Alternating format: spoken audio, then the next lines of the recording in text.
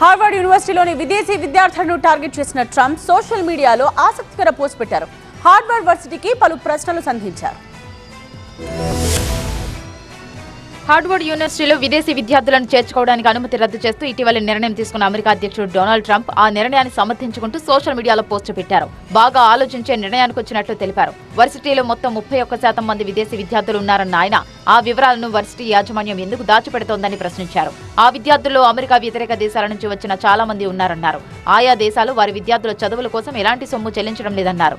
అందుకే ఆ విదేశీ విద్యార్థుల వివరాలు తెలుసుకోవాలనుకుంటున్నామని తెలిపారు. హార్వర్డ్ యూనివర్సిటీకి తమ ప్రభుత్వం $1 బిలియన్ చెల్లిస్తుందన్నారు ట్రంప్.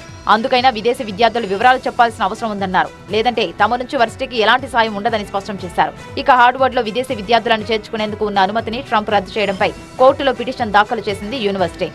ట్రంప్ చర్య అనైతికమని, నిబంధనలు ఉల్లంఘించడం అవుతుందని వర్సిటీ తరపు లాయర్లు వాదించారు. దీంతో ట్రంప్ నిర్ణయాన్ని నిలుపుదల చేస్తూ ఆదేశాలు జారీ చేసింది న్యాయస్థానం. అయినప్పటికీ ట్రంప్ తగ్గట్లేదు. విదేశీ విద్యార్థుల వివరాలు ఎట్టి పరిస్థితుల్లో కావాల్సిందే అంటున్నారు.